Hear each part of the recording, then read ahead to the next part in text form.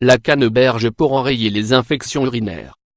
La moitié des femmes connaîtront une fois dans leur vie un épisode d'infection urinaire. Et plus particulièrement en été, quand la déshydratation augmente les risques de cystite. Cette infection banale n'est pas anodine pour autant. En effet, dans environ 30% des cas, il y aura récidive. La canneberge, traditionnellement employée par les Amérindiens, peut nous permettre d'échapper à ce cercle vicieux. D'où viennent ses vertus et comment l'utiliser au mieux? Les infections urinaires sont généralement présentées comme extrêmement banales, surtout chez les femmes. Les principaux symptômes sont des douleurs à la miction, et parfois la présence de pus ou même d'un peu de sang dans les urines. Elles sont le plus souvent traitées par de brèves cures d'antibiotiques et, dans la majorité des cas, sans identification du germe en cause. Or, si la prise d'antibiotiques accélère la disparition des symptômes, elle entraîne aussi une perturbation durable de la flore microbienne. Et dans ce cas, ce sont généralement les bactéries pathogènes qui se remettent le plus vite, entraînant rechute sur rechute. Les hommes sont moins touchés, du moins jusqu'à 50 ans. L'infection urinaire, encore trop souvent vécue comme une affection honteuse, n'est pas anodine. Elle peut en effet devenir rapidement très douloureuse, et surtout, entraîner des conséquences graves si la simple cystite évolue en infection d'un organe satellite, comme le rein ou la prostate. C'est pourquoi on recommande généralement de réagir sans tarder lorsque l'infection s'accompagne de fièvre. Mais d'où ça vient, une infection urinaire? Les urines peuvent renfermer naturellement des bactéries sans que cela entraîne de conséquences pathologiques, dès lors que les mictions sont régulières et que rien n'entrave leur écoulement. Pour rappel, l'urine est issue de la filtration assurée par les reins, d'où elle emprunte les uretères jusque dans la vessie, qui les évacue par la voie de l'urètre. Les femmes sont plus sujettes aux cystites que les hommes du fait d'un urètre plus court qui facilite l'entrée de bactéries jusque vers la vessie, et de la proximité des orifices vaginal et anal. La forme d'infection la plus courante est provoquée par la prolifération de bactéries d'origine intestinale, comme Escherichia coli ou Proteus mirabilis, qui causent généralement l'inflammation de l'urètre et de la vessie. L'infection peut toucher uniquement l'urètre, en particulier en cas de contamination par rapport sexuel. Canneberge et cystite, le point sur les études. Les Amérindiens étaient de grands consommateurs de canneberge. La plante est très commune dans les régions humides du centre et de l'est de l'Amérique et du Nord. Riche en vitamine C et en antioxydants de type flavonoïde, elle servait aussi bien de nourriture que de remède. Les vertus santé de la canneberge américaine concernent les infections urinaires, mais aussi les gingivites et parodontites, les troubles circulatoires. Elle serait aussi bénéfique à la prostate et présenterait une activité anticancéreuse. De nombreuses études, menées depuis le début du XXe siècle, ont confirmé que la canneberge contribuait réellement à réduire la fréquence des infections urinaires, en particulier leur récidive.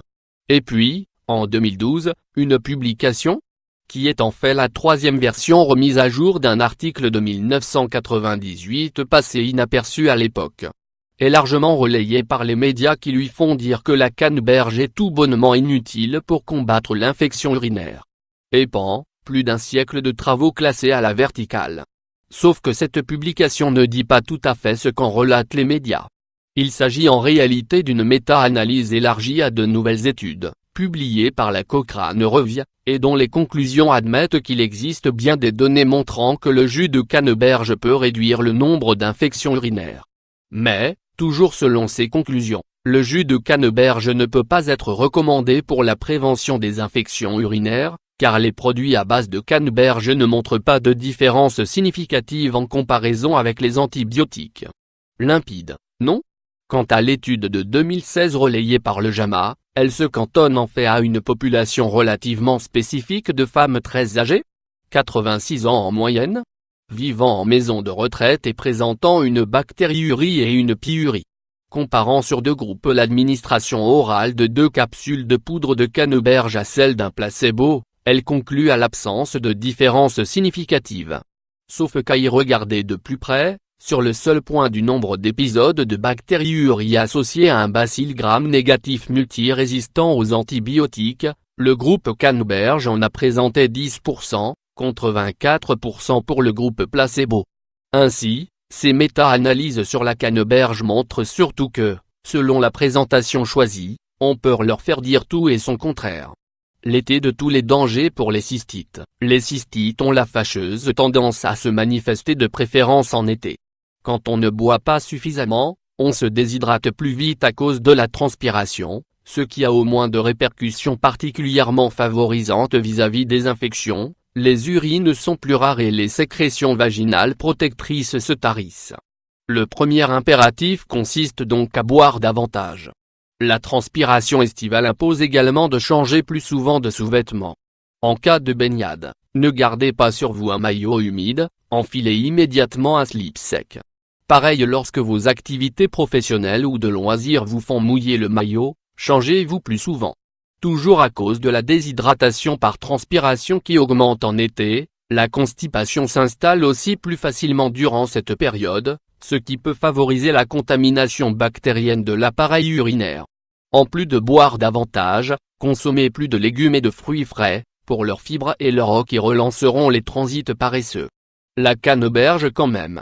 Il est donc important de corriger le terrain et les habitudes qui font le lit des infections urinaires. Dans cette optique, la canneberge devrait conserver sa place dans la panoplie globale des moyens à mettre en œuvre, aussi bien à titre préventif, en cure, que pendant une crise. Mais la forme la plus connue, le jus, n'est peut-être pas la plus adaptée. En fait, c'est un composé bien précis de la baie, la proanthocyanidine A, qui a démontré une efficacité réelle en laboratoire. Mais il semble que la plupart des jus et des compléments alimentaires soient insuffisamment dosés. En effet, l'AFSA, Agence française de sécurité sanitaire des aliments, a considéré dès 2003 que la canneberge contribue à diminuer la fixation de certaines bactéries E. coli sur les parois des voies urinaires, sur la base d'études intégrant une prise quotidienne de 36 mg.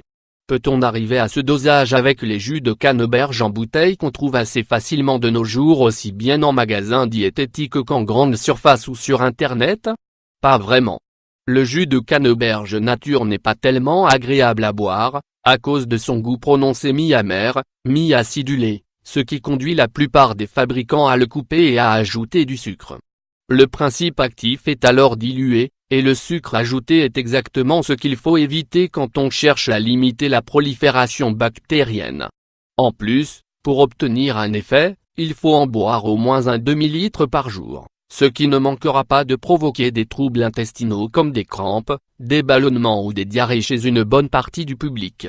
Sans oublier que la richesse du jus de canneberge en acide oxalique peut provoquer des calculs urinaires chez les personnes prédisposées.